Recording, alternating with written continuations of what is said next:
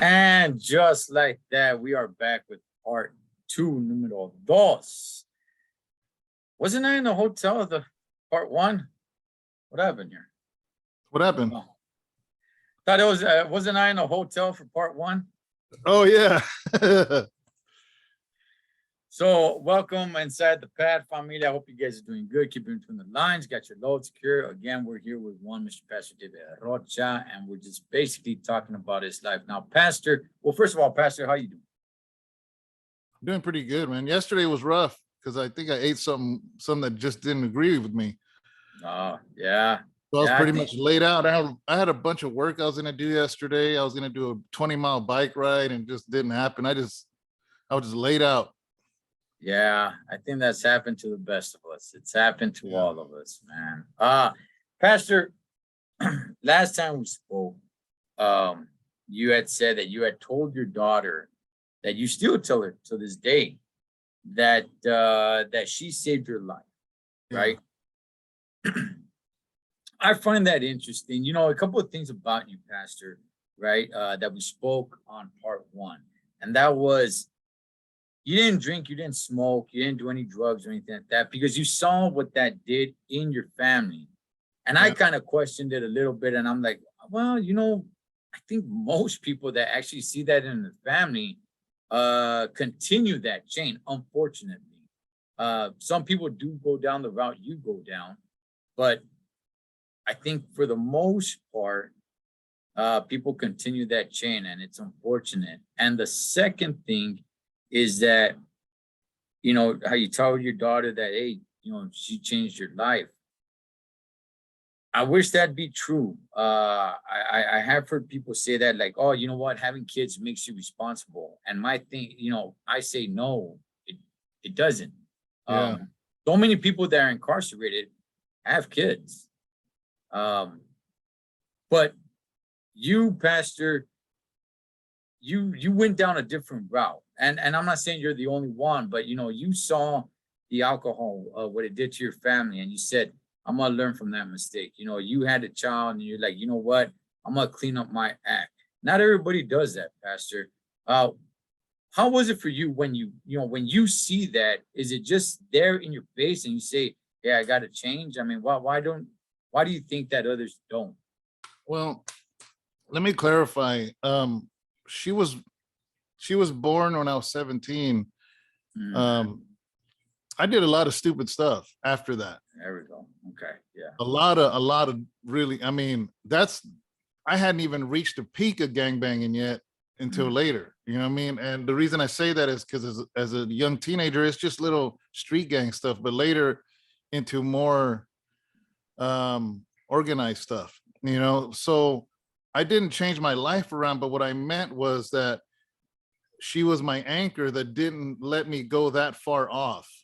Now, maybe that anchor had a 10-mile chain, you know, so I was drifting very far, but there was moments in my life where I probably would have been locked up forever. But her little baby face would pop in my head as a hammer was getting clicked back or just something crazy. And I would think of that little girl, you know, and I would stop in my rage because I used to go 0 to 60, bro. And I know it's probably hard to imagine, you know, but I would just get this tunnel vision and I didn't care about anything. And I always say her because I have 5 children, but I say her because she was the youngest. So she was the one that was there in the most pivotal years, right before my music career, right before all the other kids were born after I was already a recording artist. But she was the one that was there when there was no record deal, there was no albums, there was none of that, you know? So that's why I didn't really change my life because of her, but she prevented me from going off the deep end. Yeah, that makes sense. You know, when I had my oldest son, I can relate. I can relate a lot because it didn't stop me, but it did stop me from going overboard, I guess. Yeah, exactly. Yeah. Some people, it doesn't stop them at all. Some people, they're still living like they got no kids, no responsibility. They're not, you know, a father or mother or whatever. And sometimes it ends up really, really bad. and unfortunately, a lot of times a little too late. Yeah. And man, there you go. So, Pastor, a lot of people have heard your testimony and all. I kind of want to get into the struggles that you had once you gave your life to God, while you were incarcerated, and also when you got out. Pastor, can you share with us a little bit first when you were incarcerated? You're now, you're a Christian man now. For those who don't know, I'm sure a lot of people have heard, prison is it's a different animal. And Yeah. can you just share your struggles, Pastor? For me, a lot of people assume that the moment I got locked up, I just ran to Jesus, which there's nothing wrong with that. I mean, that's the same as saying, oh, once you got shot, then you ran to the hospital. You know, Okay. you Okay. weren't running to the hospital before that. You know how people say that, like all of a sudden this happened and you run to God, all of a sudden, well, it's the same thing with anything. All of a sudden your tooth hurts and now you run to a dentist. You know what I mean? So it's the same thing. But actually, what a lot of people don't know was that 3 months prior to me being arrested, something happened in a drug deal that all of a sudden I didn't feel right. And I wanted to change 3 months before going to prison. I didn't know they were building a grand jury indictment on me. And I was just tired. I was exhausted of my life. I was exhausted of the things I was doing. I couldn't stop. I felt like I was on a roller coaster that wouldn't stop. You know what I mean? It just got worse and worse and worse. The people I was involved with, the people I was around, just everything, even the music industry itself, I was sick and tired of it. So when I finally got arrested 3 months later, I had already been trying to change my life. I had even quit my music 3 months Okay. prior to me being arrested. I had quit cold turkey, no more albums, no more nothing. I dismantled the studio. I was done. It just happened that 3 months later, the indictment falls, I get arrested, and I find myself in Sacramento County Jail, and it was there that it kind of led, those 3 months prior led to that already. I was already trying to get out, and so as a Christian, though, here's the thing, though. I gave my life to the Lord in solitary confinement because I automatically went to solitary because they were saying my ties to Nuestra Familia because of the Black Widow case. I was fighting that case and I was on bond when I got busted again.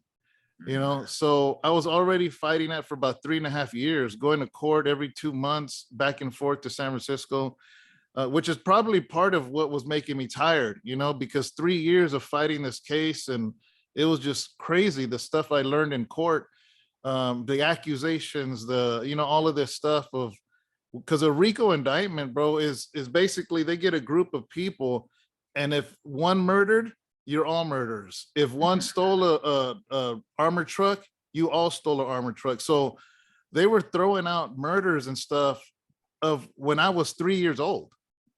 Because it's a RICO case, Right. so Right. just that and just everything that came with it. I was just tired of it. So anyways, I give my life to the Lord in Sac County Jail. I'm just like, I'm tired.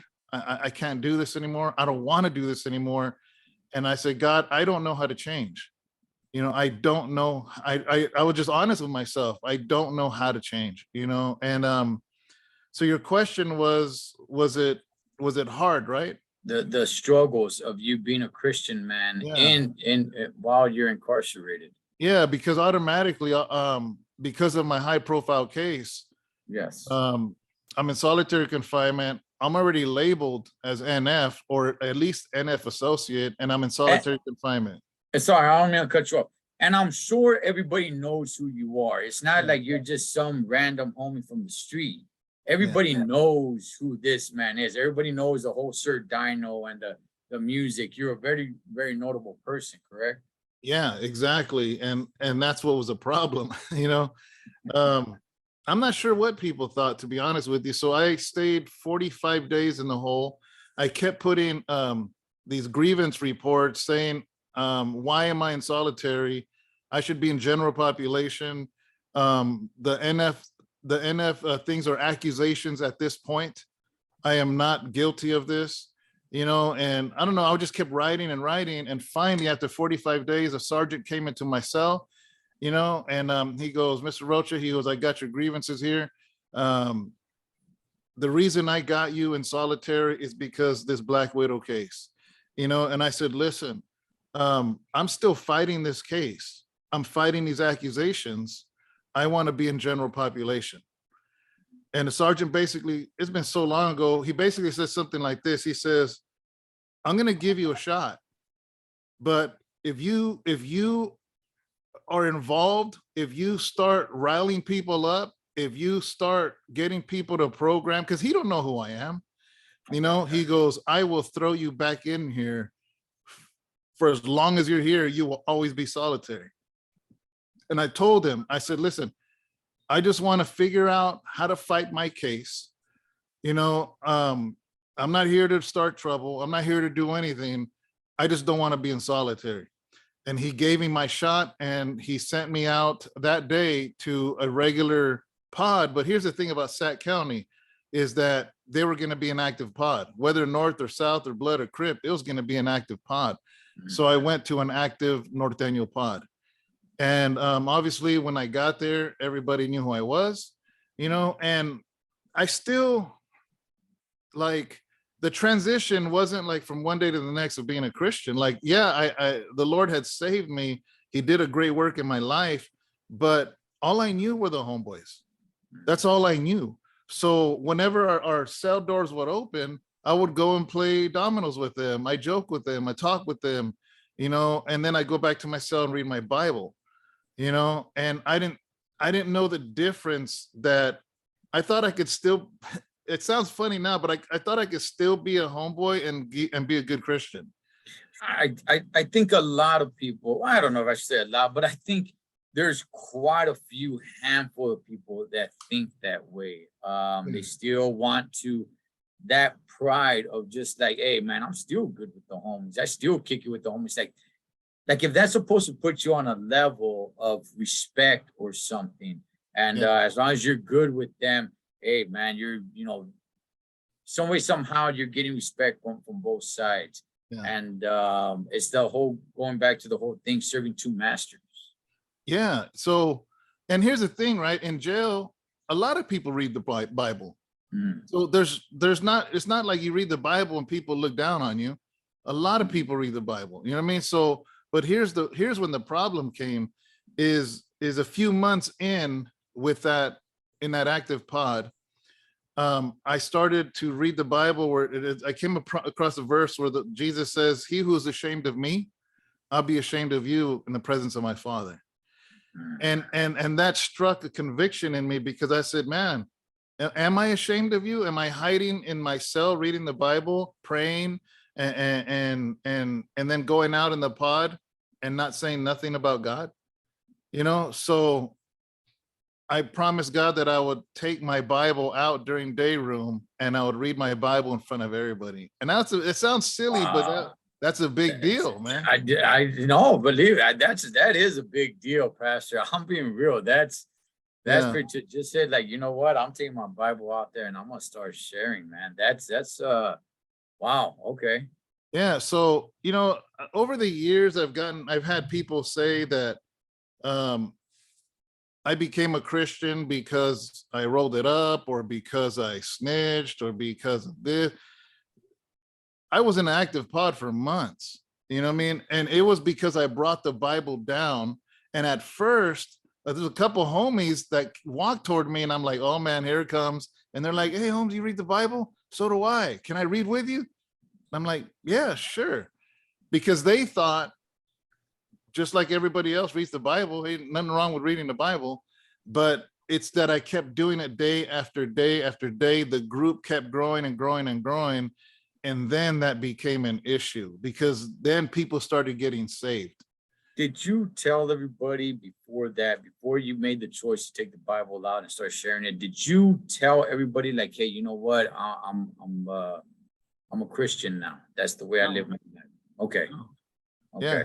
Yeah. So this, did you think this kind of slapped some people from surprise? Like you just said, some people were like, hey man, You read the Bible? Dang, so do I. You know what I mean? So you think he caught everybody by surprise, Pastor? And yeah, but it happened over days, because the first day nobody thought nothing of it. Second day, fourth, fifth, sixth day, then the group is growing. It grew to like 8, 9 guys, and then it became a problem. Because what happened was they started shooting kites, and I guess kites started coming back saying, hey, he can't be doing that. That's an active pod, and so I mean, obviously I don't know what the kite said, but I'm just guessing at that point. But then they started. Here's the thing about Sac County is they're constantly moving pods, and they're just moving stuff. I don't know, maybe because it's overflow, maybe because whatever reason. So they moved a lot of us into another pod, and in that pod, same thing. I started giving Bible studies again, and it was an issue in the first pod, but not a big issue. But then in the second pod, a lot of guys that were going up for murder, drive-bys, killings, they were getting put in that pod where I was at. And then that's when it became a real issue, because apparently, they were just like, you can't do this, man. And here's the thing, man, to be honest with you, because I was Sir Dino, I think they gave me a heads up, because normally they would have just got you by surprise and you would have left on a stretcher, Okay. Okay. But yeah. Okay. So you go in as a second pod. You're feeling a little bit of heat. Did they approach you face to face? What was it, Pastor? And what did you say? What was your reaction? Well, when I went into the second pod, I was one of the first inmates, and there was maybe like 10 of us only in a whole pod of maybe 36 cells. So it holds 72 people. And there was only 10 of us that went into this new pod. So we were just loving it, and then they made me a trustee. So meaning my cell don't lock. And because I mop, I clean the showers, serve the lunches, the breakfast, the dinners. But the advantage is when everybody else is locked down, I can go shower. When everybody else is locked down, I can use the phone. I'm not fighting for the phone. You know what I mean? So I was loving it, man. So what happened was I started giving Bible studies again. I'm reading my Bible. I'm now just getting more bold in my Christianity, and a lot of active dudes are coming in. And finally, the shot caller dude, he was in the other pod with me. He was calling the shots in that pod, and he calls me to a cell. He was real cool with me, He respected my music, respected everything I did, and he called me Dino, and he would call me to a cell and be like, Dino, man. He was, you got to quit this, bro. He was, you're putting heat on me. It's making me look bad, because this is going to follow me. He goes, I'm going up for murder. He goes, and I'm going to get questioned later about how I maintain this pod. And you doing these Bible studies, you're spreading poison, And I said, poison? I'm spreading life, And, but I understood what he meant. And here's the thing, man, is I understand the repercussions. I wasn't crying about it. Like, let's say if they would have stabbed me, let's say they would have, you know what? I would have understood, because had I still been active, I would have been the same way. You get in the life, you can't, if you get in the life of gangbanging and then you get shot, you can't cry about it. You chose this life, Let me ask you this, Pastor. First of all, when you said trustee, what was the color of the jumpsuits for a trustee? The same as everybody else. Oh, really? Okay. In LA County, they're like a greenish, at least when I was there. And I just knew I did not want to be a trustee. I remember someone gave me some game. He's all like, listen, man, you do not want to be a trustee. Yes, there's all these perks, but everybody knows that you get a little bit more freedom. And yeah, I'll just leave it at that. Yeah, well, those are different. See, there's kitchen trustees that were in white, and they get to all the pods. So because they go to all the pods, they get past wheelers, they get past stuff and this and that. If they say no, they're gonna get in trouble. I was a trustee just in my unit, so I was a regular inmate in my own unit, and I didn't leave the unit. I didn't leave the pod. So that was a little different. Pastor, you were just saying like, hey, you know what? If I get stabbed, if I get shanked, whatever it is, it came with the territory. I wouldn't cry about it or anything like that. So I'm assuming, Pastor, that you were just going to keep on riding no matter if what happened to you. But let me ask you this. Like homeboy was telling you, like, hey, this is gonna look bad on me.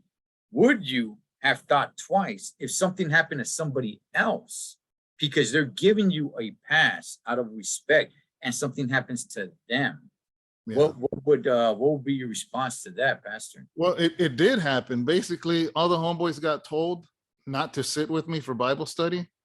Okay. So basically, I was giving Bible study to blacks, whites, and others.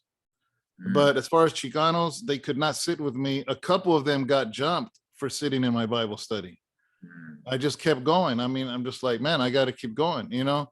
And then till finally, I think 8 months in, they finally did come in my cell, 3 guys, and it was all planned and scheduled out, and they went in my cell. And I remember being on the top bunk. I had my eyes closed because I had been reading, but I think I nodded off. I remember a second after they came, here's the thing, my cell didn't lock. So it was easy to come in my cell. And usually, because I always had this paper that prevented my door from being locked, and the sheriffs knew because we're trustees. But usually if I wanted to be in my cell, I would take the paper out so it would lock, because I didn't want to close my eyes and have my cell door open like that. But I didn't plan on nodding off. I think I was just reading and I nodded off. So my cell door was accessible. And a second before it happened, I remember I opened my eyes and they rushed in. And instantly I jumped off my bunk because I didn't want somebody to grab my legs, and my head would have went straight down to the concrete, you know? And, you know, automatic reaction is to fight back, especially in a survival thing like that. You know, the craziest thing is that everything went slow motion. And I promise you, man, like the Lord said, it wasn't audible, but yet I heard it loud, where he said, why are you fighting back? I didn't when they beat me. Oh, oh man. Wow. You know, because in close quarters like that, right? Especially in the environment that you're in, my thought would have been like, this is it. It's, you know, game over, you know? So, wow, Pastor. Whew. Okay. So they came in, but here's the thing, right? Is there's 2 trustees, me and my bunkie. He was an active Northerner out of Stockton, well respected. And the fact that they came in was a disrespect to him, though. That's the problem, you know, because this is considered your house. If somebody runs into your house right now, Cholo, that's a problem, right? Yes, yes. So they just ran up into this dude's house that was well respected, and he got up quick and they ran out. And he was raging, man. And I remember, because it was just, you know how these things last a couple seconds and that's it. I kind of just covered my face because I didn't want nothing to happen to my face. I got up, I was a little scratched up, and he's like, you all right, David, you all right? I was looking in the mirror. I said, no, I'm okay, man, I'm okay. You know, and then he went out there and they all kind of backed off. There was about 15 of them, you know, and they said, man, you know what? We don't mean to disrespect you. He said, what do you mean you don't mean to disrespect me? You already disrespected me, you know? And they're like, just tell David to come out. Tell David to come out, you know? And he came back in the cell and he was, man, forget them dudes, you know? And I said, no, I'm going out there. And he was, why? I said, because this isn't your fight, man. I'm not trying to drag you into this. You know, what's going to happen is going to happen, you know? So I went out there like a crazy, right? I went out there and I'm just like, this is it, you know what I mean? But what are you going to do? Where are you going to, I mean, you can't run. Right. Yeah. If it's not then, it's later. So it's inevitable, you know? Yeah. At least with this, you can actually face it face to face. Yeah. But whatever it's worth, some people, maybe it's not worth anything. To me, it is worth something where I could just say like, okay, I'm going to face it face to face and see it coming, and what happens, happens. Yeah. So I came out, and surprisingly, they didn't rush me. And one dude, I can't even remember who it was. Even if I remembered, I'm not going to say, but he's like, you got to roll it up. He goes, you're lucky we respect you enough to even give you the option. but you're going to roll it up. And I said, I'm not going anywhere. And here's the thing I always want to say. This did not come from, because I'm a tough guy. I'm the baddest dude. I was scared. You know what I mean? Let's not get that mistaken. Here's the thing about being a Christian is I don't have to hide behind the machismo. You know what I mean? I was scared, but I was not going to leave that pot, you know? And so one dude says, if you're half the norteño you claim to be on your music, you know what's up and you'll roll it up. You know, and you know what was crazy, bro, is right then and there, they're having a conversation with me, but I'm having a conversation with God. Okay. In the midst of this, because up until this point, I think I straddled the fence of being a Northerner and being a Christian. And when that guy said, if you're half the Christian, you half the norteño you claim to be, you know what's up and you'll roll it up. And I looked at him and I said, you know what? I'm not even half that. I serve God and I serve God alone. Wow. That was the moment where I made my choice that I am not a homeboy. I'm not a Northerner. I'm a Christian, you know? And this is what I told her. Every second I'm waiting for the kicks and punches or a knife or something, you know, or something in a sock and just knock me out, you know? And I wake up in a hospital somewhere. But I said this, I said, each and every one of you are fighting your case. I said, for what you just did to me, don't you dare at night pray to God after doing what you just did to me, the one that serves God. Okay. Don't ask him for mercy after you just attacked me for serving him. Don't ask the Lord to help you with the case that you're fighting. Yes. Because what you just did to me. And I said, the Bible says, do not hurt the Lord's anointed. And they looked at me like they're crazy. Here's the thing, right? Is I believe to this day, the sheriffs saw all this happen, but one of the sheriffs that was on duty was a Christian. I think he saw what happened because right after I said that, he went on the intercom and said, lock down for dinner. Right. So everybody went back, and then the one dude walked away. He goes, you better be gone before next day room comes, which is going to be after dinner. Right. You know, okay. So then I go to my cell, everybody locks in, and then we had to wait as trustees. We had to wait for the food trays to come to our door. Then we could come out and get them. And on the intercom, the sheriff goes, Rocha, are you okay? I said, yes. He goes, you sure? Yeah, I'm just waiting for the trays, officer. And he goes, okay. You know what I mean? So then I waited, and then finally the trays came, and these dudes that jumped me, I had to give them their dinner. Right. Wow. So I go put my gloves on, and each one that was surrounding me, as I gave them the tray, I said, God bless you. God bless you. God bless you. Each and every one of them, man. So then after that, while you're still you're still feeling sore and pain on your body and all. Yeah. Yeah. Yeah. Okay. So people wonder how on this video where the guy cussed me out, how I'm smiling. That happened way back then. You know what I mean? So I'm just telling them, God bless you. And finally, he called, everybody ate dinner. They're waiting for the next day room. The guy calls me up, the shot caller, and he goes, David, what are you doing? You know, and I said, I'm just doing what I'm doing. Why? He goes, you got to roll it up, man. He goes, if you don't roll it up, next time you're leaving on a stretcher. And I told him this, I promise you, Cholo, I promise you, I told him this, and anybody watching, I said, you're never going to touch me again. I said, the Lord allowed you to do that so I can make a choice once and for all on where I stand. I said, but you will never lay hands on me again. I'm not leaving here. And you know what's crazy is what happened after that. One of them got sent to prison. You already know when there's a group of people, there's usually 2 or 3 fire starters. And if those 2 or 3 fire starters are removed, everybody else pacifies. One of them got sent to prison. One got in a fight and went to the hole. Another one got released. And after that, everybody calmed down. I stayed there for 8 more months. And the only reason I left was because the marshals picked me up to take me to Santa Rita. Wow. Wow, crazy how it worked out. But I do like what you said right there, Pastor, that beat down that you got was for you to stop straddling the fence. It's either you're here or you're here. You're Yeah. not gonna be here. There is no more lukewarm. You're either gonna be hot or you're gonna be cold.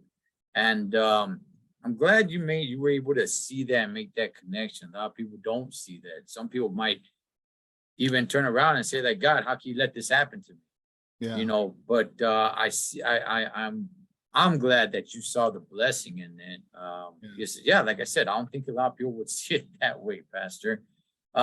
So that was quite the struggle. After that, Pastor, did you feel any more, like you said, it kind of calmed down, but did you feel any more like, hey, you know what, it could still happen at any time? Yeah, yeah, of course. I always thought it was going to happen. And the reason, here's a reason real quick. The reason I didn't want to roll it up, because some people said, if you're a Christian and you're not active and you don't care about your reputation, why didn't you PC up? Mm, You know, and this was, and here's the thing, I got no problem with anybody that rolls it up or PCs up. Everybody has their own reasons or whatnot. And I don't even think it was probably the safest thing to do what I did. I don't mm, want another Christian watching this video and doing the same thing. They end up getting stabbed. You know what I mean? right. So I'm not saying that, but for this particular moment, this is what I told him. I said, I can't PC up because sooner or later I'm going to get out. I'm going to go back to Tracy. I'm going to preach the gospel. And I don't want somebody to throw that in my face. And because of that, because I'm, PC or whatever, they won't hear the words that I'm saying. You know, I said, and that's why I need to keep my I don't want to say reputation, but because you already know when somebody, if somebody PC'd up or whatever, people look bad on it, regardless of how you want to say it, you Mm, know. And I knew I was going to go back to Tracy. And what I didn't want to do is go to my homeboys and my barrio and the neighborhood I was from, and for them to dismiss my words about Jesus if they knew I had PC'd up. You know, and I don't yeah. know if that makes sense. I don't even know if that makes sense to me now, but at that time in my early walk in Christ, that was important to me, you know? Yeah, I think it makes sense. I think it makes sense because then it would have been the whole thing. You know how people already kind of look at it like, oh, you turned Christian when you were getting incarcerated. Oh, and then you PC'd up, and it's like, oh man, for anybody to try to take you serious. I mean, at this point, there's been so many years that you actually walk your talk. It's different, but at first, it would have been pretty hard for people to Yeah, say like, ah, this guy, come on, man. You know what? yeah, He did this, and that. Talking about that he's Christian and everything. Did you know when you got out you're going to be a pastor? yeah, yeah, I did. Yeah. Okay, I okay, and knew at that time I didn't know. I just thought I would be uh, sharing the gospel. But yeah, I mean, when I got out, yeah, I already knew, you know. And right. the main thing about it, man, is the fact that it was important at that time. It's important now. Rumors still got out. I've heard so many, I've seen comments where, oh, this guy's a PC, this guy, and I'm like, where do you get that from? And Mm, I don't even care. I mean, but the fact was I didn't. That's the fact. Is in federal prison, at least at that time, there was no PC yards. It mm, didn't exist. That's why a lot of child molesters were hitting the main line, and they were getting beat up because there is no PC in the feds. I don't know if there is now. It's been 12 years, you know what I mean? Maybe there is now, but at that time there wasn't. So you were having child molesters and people like that, they were getting beat up in the yard in front of the guards. They would run to the guard and the guard wouldn't do nothing. And everybody they'd still hurt this guy and send him to the hospital. And you know what they would do?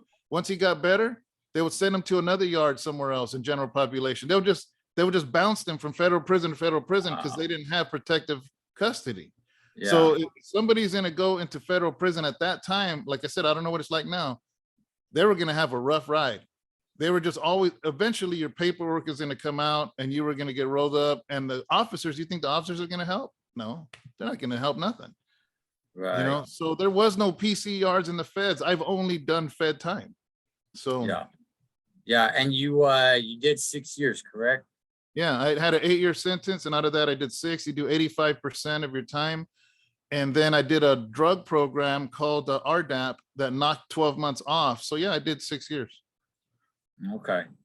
Okay. The drug program, because you got incarcerated for was Drugs, it yeah. drugs? Okay. Yeah, for possession, trafficking. Okay. All right. And after a while, Pastor, did everybody just accept, like, okay, you know what, man, that's David. He's into God now, and just let him be. Did everybody just kind of do that? Yeah, yeah. After that, pretty much my whole sentence after that. I did have an issue in Santa Rita, but that's I could say that for another time. This guy was basically told to take me out, but other than that, I had a pretty smooth ride for the most part, you know what I mean? And it gets around in the prison system when you're serving God and you're doing it wholeheartedly, or if you're not, that stuff spreads. Like it's like you think they have the internet in there, but it spreads, so yeah, I mean, I was just serving God, doing my thing, trying to get out, and just trying to reach the inmates, and Yes. sharing hope with them, Yeah, somebody wanting to take you out is it's a pretty big problem there, Pastor. That's a pretty Yeah. big problem. And you know what? I also want to get to the struggles that you had, Pastor, once you got out, right? Uh, that's when like a real test starts. It's like, okay, now you're gonna be out in the free world.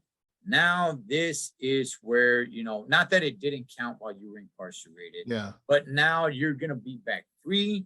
You're gonna go back to the neighborhoods that you were once in. The people, you don't know anybody new yet. So now the struggles that come with all of that, Pastor, because there have been people that have heard that, hey man, they were about that. They were about God and everything. And they came out and they were living that life. They were living the life. They were walking with God. And then 8 months later, it's like they're back, doing whatever it was that they're doing. And, Yeah. 24 months later, boom, they're back in. Yeah. So we definitely are going to get into that on part 3 with Mr. Pastor David Rocha. Pastor, we will see you then. Everybody tap in to part 3 when we get into more with All Pastor right. David Rocha's life. All right.